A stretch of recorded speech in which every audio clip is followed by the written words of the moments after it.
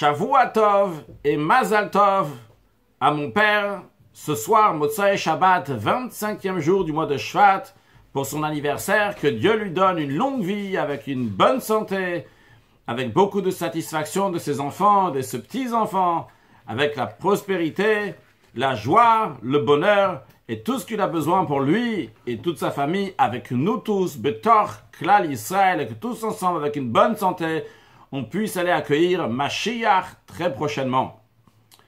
Le 22 Shvat, c'était la Iloula de la rabbinite Chaya Mushka, l'épouse du rabbi, décédée en 1988. Le Rav Leibel Groner raconte: à Borough Park, il y avait une famille qui était des proches de famille du rabbi, et ils transmettaient des messages par la rabbinite.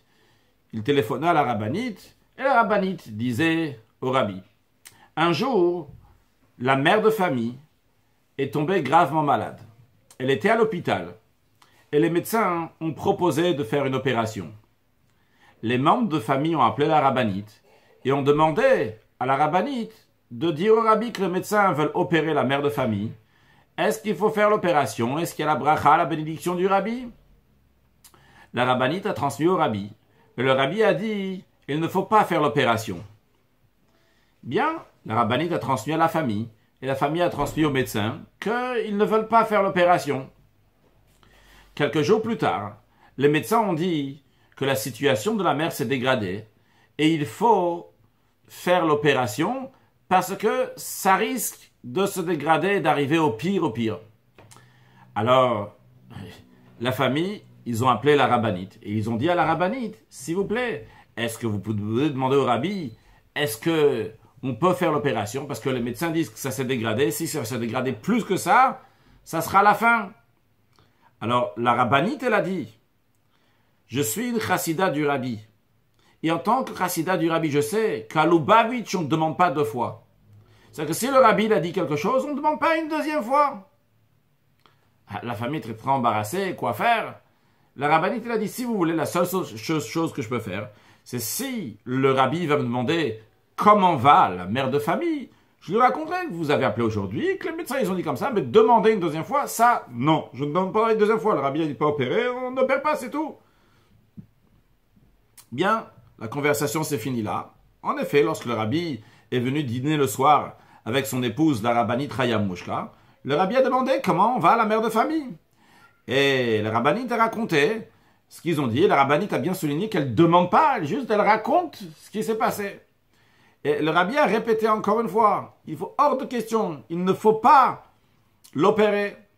Bien, quelques jours sont passés et la famille rappelle à nouveau la rabbinite. Elles disent que ça y est, la situation est arrivée au pire.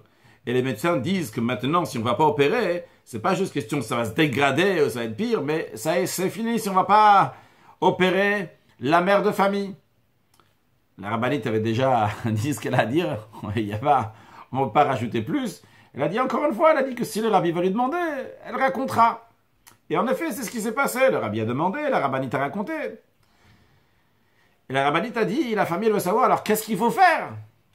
Le rabbi a dit, il faut trouver un médicament, une solution donc, pour la guérir, mais pas par l'opération.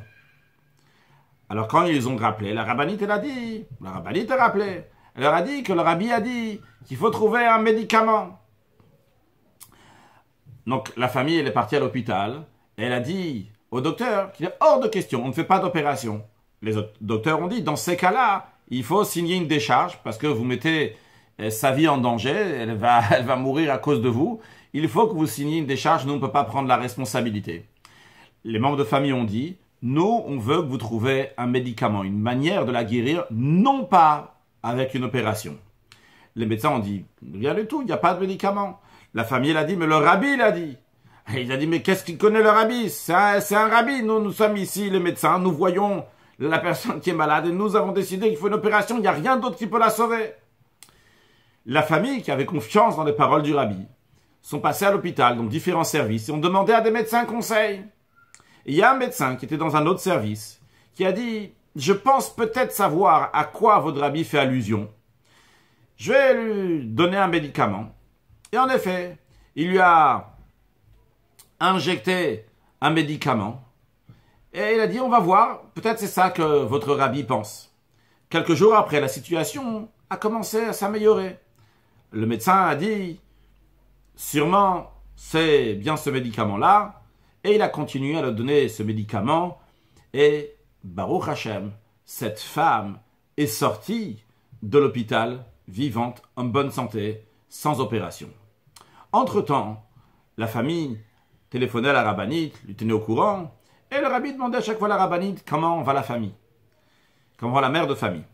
Lorsque la mère de famille, enfin, est repartie chez elle à la maison, en bonne santé, et la rabbinite l'a raconté au rabbi, le rabbi a dit, j'ai vu que si elle montait sur la table d'opération, elle ne serait jamais descendue vivante.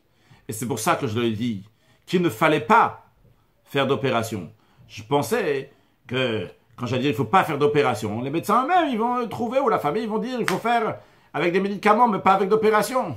Lorsqu'ils n'ont pas compris d'eux-mêmes, j'ai dû dire aussi qu'il faut faire avec des médicaments. Mais en tous les cas, elle n'aurait pas pu passer cette opération et ressortir vivante.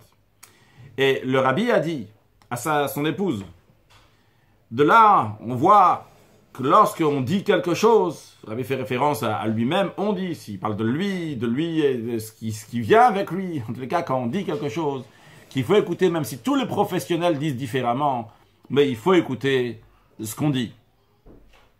Donc ça, c'est une histoire de la rabbinite. On voit comment la rabbinite, elle était en tant que chassida, en tant qu'un disciple du rabbi, qui écoute. Allô, Babich, on ne demande pas deux fois. Le rabbi t'a donné une réponse. Qu'est-ce que tu demandes une deuxième fois? Baruch Hashem, la réponse était claire. Le rabbi t'a dit quelque chose. Qu'est-ce que tu vas chercher maintenant à changer encore quelque chose? Deux choses, tu fais confiance à ce que le rabbi te dit ou pas? Le rabbi t'a dit que c'est comme ça, c'est comme ça, c'est comme ça, c'est pas autrement. Il n'y a pas besoin d'aller demander une deuxième fois. Lorsqu'on a des réponses claires du rabbi, et des enseignements qui sont clairs du rabbi, que le rabbi dit il faut faire certaines choses, il n'y a pas lieu à questionner, c'est clair, c'est comme ça, et c'est pas autrement. Le rabbi, il y a plein de choses que le rabbi dit que c'est comme ça qu'il faut faire. Donner une éducation juive aux enfants, qui vont bien étudier la Torah, qu'on va aller en shlichut, on va aller en mission du rabbi, que chacun de nous doit diffuser la lumière autour de lui, aller vers l'autre, partager avec les autres. Il n'y a pas de question sur ça, il n'y a pas besoin de demander ou de remettre en question quoi que ce soit. Quand le rabbi dit quelque chose, c'est la parole de Dieu. C'est la parole de Dieu qui passe à travers ses prophètes, à travers son prophète, et qui nous dit exactement qu'est-ce qu'il faut faire. Le rabbi nous a dit que nous sommes la dernière génération de l'exil, la première génération de la délivrance. C'est clair et net. Nous sommes la dernière génération de l'exil, la première de la délivrance. Et même si certains qui se pensent compétents de l'histoire, compétents de ci ou de ça, pensent différemment, ça change strictement rien. Il faut écouter aux prophètes de la génération, il faut écouter les paroles du rabbi. Alors, en ce qui concerne les médecins, évidemment, le rabbi l'a dit qu'il faut demander aux médecins. Et en général, le rabbi dit souvent, il faut demander à un médecin ami. Donc, par exemple, si quelqu'un veut savoir s'il doit faire un vaccin ou pas, eh bien, il va demander à un médecin ami quoi faire. Est-ce qu'il doit faire tel traitement, il ne doit pas faire tel traitement. Ça, c'est le conseil du rabbi. Alors évidemment, il faut écouter les médecins. Et le rabbi encourage d'aller chez les médecins. Et dans la paracha de Mishpatim, il est dit que le médecin a la possibilité de guérir. Pourquoi il a la possibilité de guérir? Parce que Dieu lui donne la possibilité de guérir. Alors évidemment, il faut écouter les médecins. Mais lorsque le rabbi dit quelque chose, même si les médecins disent autre chose, eh bien c'est le rabbi qui a raison. Parce que même quand on va chez le médecin, c'est pas parce qu'ils ont des forces naturelles. On va chez le médecin parce que la Torah, elle dit de passer par ces forces naturelles. Mais lorsqu'en l'occurrence, le rabbi dit de ne pas passer par ces forces-là, on va aller au-delà de ça, on va trouver un autre moyen. Eh bien, on trouvera un autre moyen. Que Dieu fasse, que nous allons faire ce que le rabbi nous demande de faire, matériellement, spirituellement. Et ça mène une réussite, pas seulement dans le monde à venir, mais dans ce monde-là matériel. Quand je dis dans le monde à venir, c'est lors de la venue de Mashiach, parce que on va avoir Chaim Yitzim, une vie éternelle, on va vivre éternellement, parce que Mashiach, il va venir. On aura tous une vie éternelle, avec la venue de Mashiach très prochainement. Shavua Tov.